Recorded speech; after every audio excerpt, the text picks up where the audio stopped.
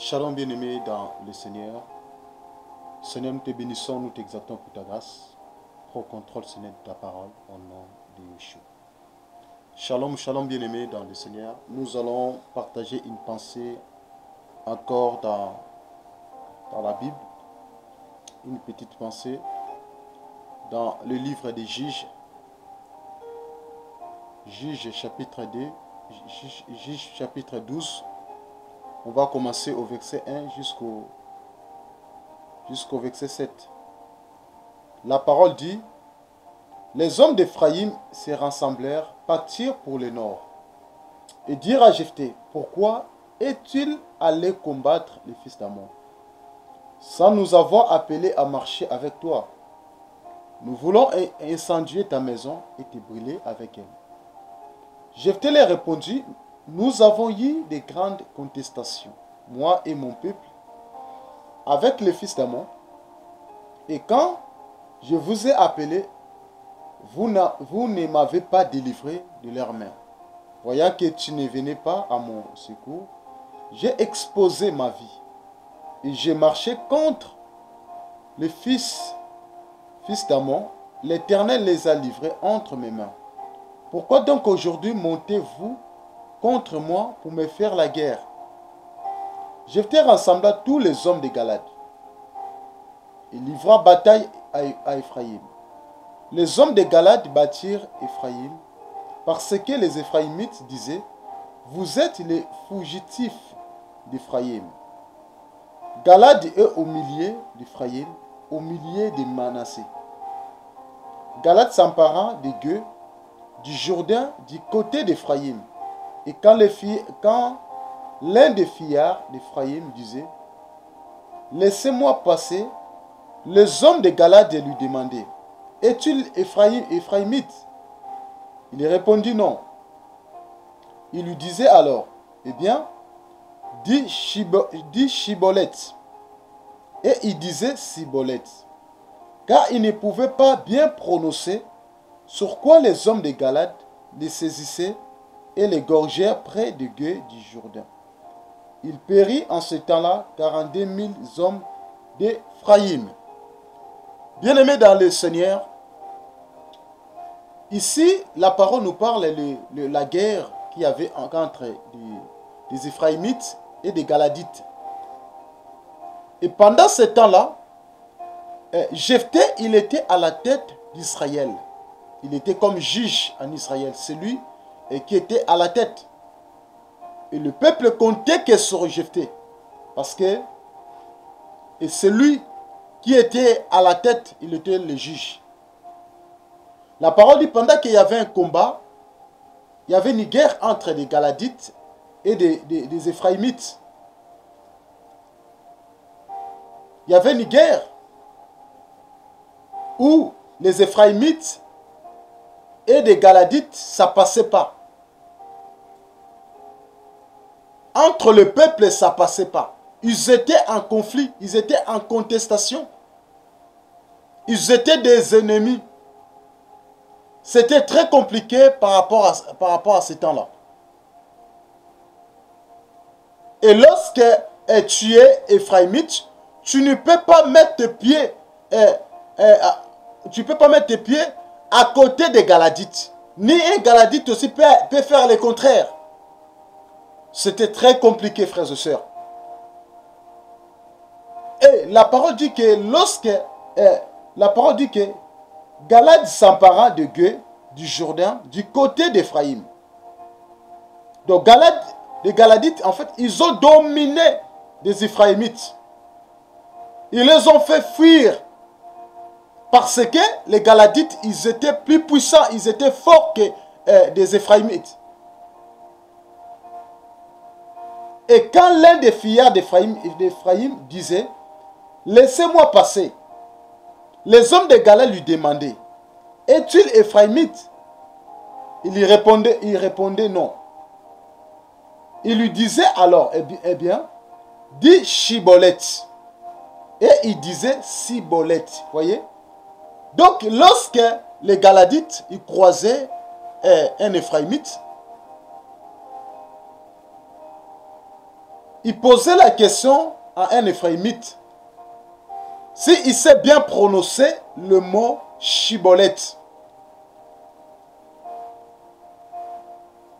Mais par contre, des Éphraïmites, ils avaient des difficultés pour prononcer le mot Chiboleth. Et ils prononçaient Siboleth. Car ils ne pouvaient pas bien prononcer le mot Chiboleth.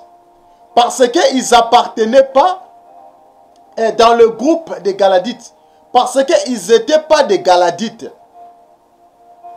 Or, pour bien prononcer Chiboleth, il faut être un Galadite. Donc, si tu n'es pas un Galadite, tu ne peux pas bien prononcer Chiboleth, frères et sœurs.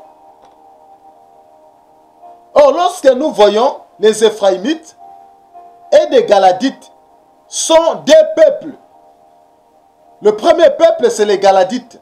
Deuxième peuple, c'est les Éphraïmites. Donc ici, il est question de prononcer Chiboleth. Si tu ne prononces pas bien Chiboleth, ça veut dire que tu n'appartiens pas dans le groupe. Tu n'appartiens pas dans le groupe des Galadites. Ça veut dire qu'on te considère comme un étranger. On te considère comme un Éphraïmite. Voyez? Il est question de prononcer Chiboleth, frères et sœurs. Nous sommes dans les temps que nous devions prononcer Chiboleth. Si tu prononces le Chiboleth correctement, cela veut dire que tu appartiens dans le groupe des Galadites. Donc, si tu n'arrives pas à bien prononcer Chiboleth, tu prononces Siboleth, cela veut dire que tu es un étranger. Ça veut dire que tu es un étranger.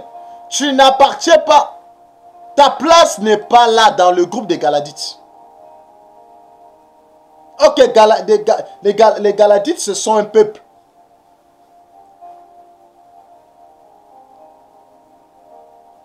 Et les Éphraïmites aussi sont des peuples, frères et sœurs.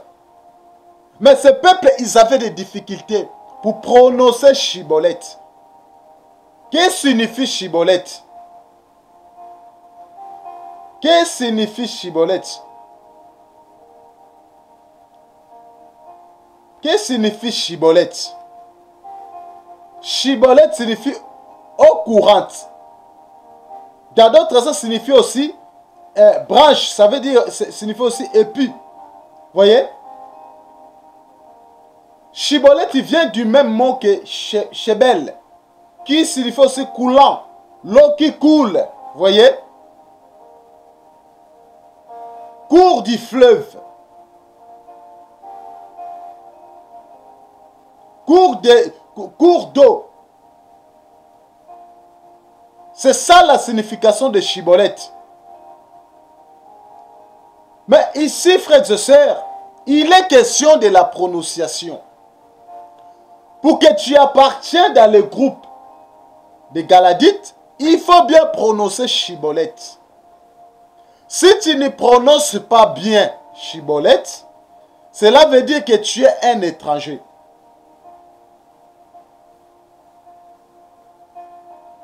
Il est question de la prononciation. Parce que la Bible nous dit, car ils ne pouvaient pas bien prononcer. Sur quoi les hommes de Galate les saisissaient. Voyez? Donc pour ne pas être saisi, il faut bien prononcer Chiboleth. Il ne faut pas prononcer Siboleth. Il ne faut pas prononcer Siboleth. Et pourquoi le Seigneur voulait que les Galadites qui puissent tester des Éphraïmites par rapport à leur prononciation?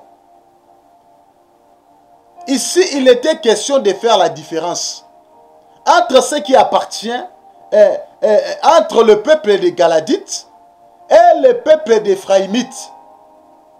Bien-aimés dans le Seigneur, nous devions faire la différence entre ceux qui marchent auprès du Père, entre ceux qui marchent avec le Seigneur et ceux qui ne marchent pas avec le Seigneur, entre les enfants du royaume et les enfants du diable, frères et sœurs.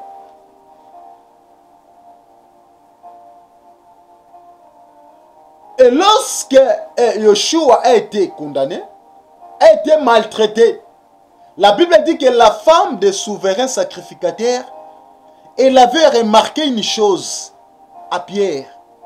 Malgré Pierre,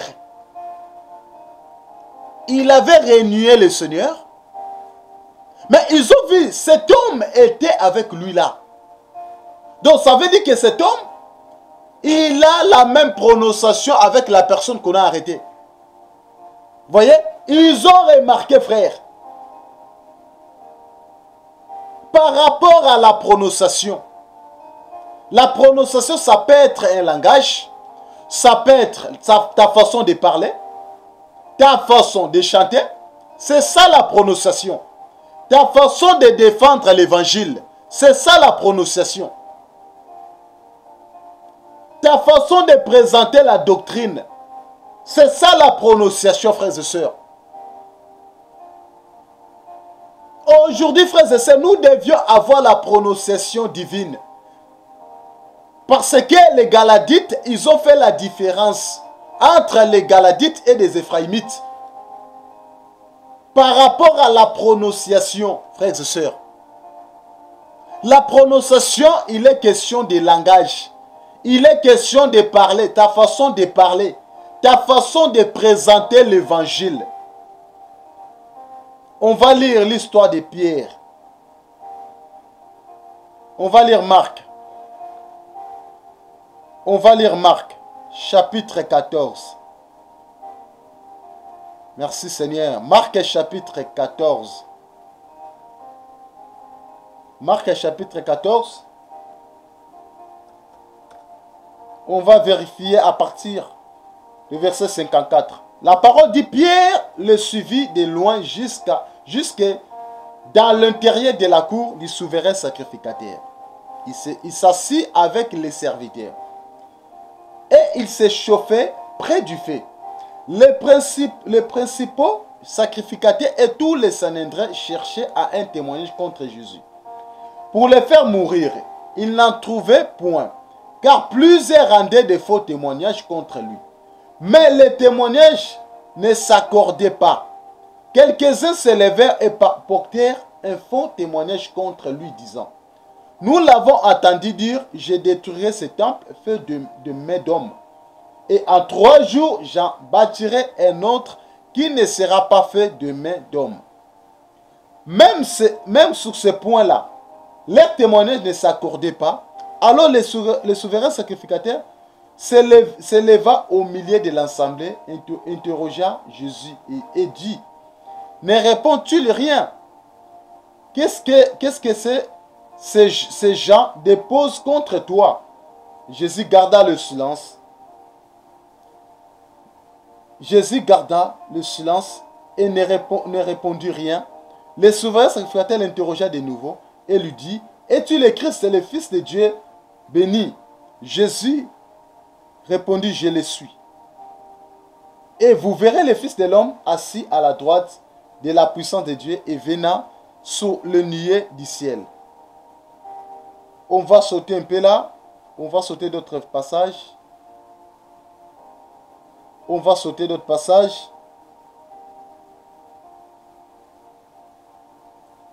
On va lire le verset 64. Vous avez attendu les blasphèmes que vous ensemble, tous les commandèrent comme méritant la mort. Et quelques-uns se mirent à cracher sur lui et lui voiler le visage et à le frapper à coups de poing en lui disant, divine. Et les serviteurs le reçurent et lui donna des souffles. Pendant que Pierre était en bas dans la cour, il vint une des servantes du souverain sacrificateur, voyant Pierre qui se chauffait, elle le regarda et lui disait, toi aussi tu étais avec Jésus de Nazareth. Il le nia, disant, je ne sais pas, je ne comprends pas ce que tu veux dire. Puis il sortit pour aller dans le vestibule et les coqs chanta. Voyez? Lorsqu'il a rencontré cette femme, Pierre cette femme a remarqué que cet homme aussi était avec Jésus. Pierre, toi tu étais avec Jésus. Mais Pierre, il a renié. Il le nia. Il n'a pas accepté. Mais par contre, ils ont remarqué sa façon d'être. Ils ont remarqué sa façon de se présenter. Ils ont remarqué sa façon de prononcer. Sa façon de prononcer quelque chose. Voyez, frères et sœurs. Ici, il est question de prononciation. Parce que les Éphraïmites, ils avaient des difficultés pour prononcer Chibolette. Et ils prononçaient que Cibolette. Et ils prononçaient Cibolette. Ils avaient du mal pour prononcer Chibolette, frères et sœurs. Parce que la prononciation, c'est la façon de parler. C'est la façon de se présenter. C'est la manière, la façon où on peut avertir quelque chose, frères et sœurs. On va lire un passage. On va lire Exode. Nous allons lire Exode. Exode chapitre 7. Au verset de la Bible, dit, tu diras tout ce que je t'ordonnerai et Aaron, ton frère, parlera à Pharaon pour qu'il laisse aller les enfants d'Israël hors de sa terre. Voyez? Donc ici, Elohim, le Seigneur, disait à Moshe, tu diras tout ce que je t'ordonnerai. Voyez? Donc c'est la façon, la manière de dire, la façon de dire. Donc le Seigneur pourrait dire aussi, tu prononceras tout ce que je t'ordonnerai. Tu avertisseras tout ce que je t'ordonnerai. Pour que vous soyez libérés de Pharaon. Pour que Pharaon, pour qu'il laisse aller les enfants d'Israël hors de sa terre. Pour que les enfants d'Israël qui soient libérés. On va prendre encore un passage dans le livre des Nombres. On va prendre un nombre. Nombre au chapitre 11. Au verset 24. Nombre 11, 24. La parole de Moshe est sortie et rapporta au peuple les paroles de Yahweh. Il y rassembla. Il y rassembla 70 hommes des anciens du peuple et les plaça autour de la tente. Voyez, donc le Seigneur parla toujours à Moshe de rapporter le message, de porter le message au peuple. Donc ça veut dire d'aller prononcer quelque chose au peuple pour les rassembler, pour les placer autour de la tente. Voyez, frères et sœurs. Donc nous sommes dans les temps, frères et sœurs, des prononciations, des chibolettes. Il est temps de bien prononcer. Il est temps de bien prononcer. Il est temps de bien prononcer chibolette. Parce que si tu ne prononces pas bien chibolette, tu prononces chibolette, tu seras identifié que tu es un étranger. Donc il faut prononcer que chibolette pour que nous comprenions que tu appartiens dans notre clan. Voyez, frères et sœurs. Parce que des Galadites, pour que tu sois identifié dans leur groupe, pour que tu fais partie de leur groupe, il faut que tu prononces bien chibolette. Il est question de prononciation, frères et sœurs. La prononciation fait la différence entre les enfants du royaume et les enfants du diable. La prononciation fait la différence entre les enfants de Dieu et de païens et de gens qui sont dans le monde. Tu ne peux pas être dans le Seigneur et tu prononces la même chose que les païens. Tu ne peux pas dire que tu es chrétien et tu prononces la même chose que les païens. Malheureusement, aujourd'hui, il y a soi-disant des chrétiens qui prononcent la même chose. Ils ont le langage pareil avec le païen. Ils ont le langage pareil avec ceux qui sont encore dans le monde. Parce que la prononciation de Moshe qui devrait libérer les enfants d'Israël. Or, la délivrance de cet homme, si cet homme d'Éphraïmite, il avait seulement la prononciation comme des Galadites, ce jour-là, il ne devrait pas être saisi. Il ne devrait pas être égorgé. Les Galadites devraient les laisser. Ils devaient être libres. Il est question de bien prononcer. La prononciation. Chibolette. Maintenant, Sibolette. Que Yoshua vous bénisse. Soyez encouragés, mes frères et sœurs.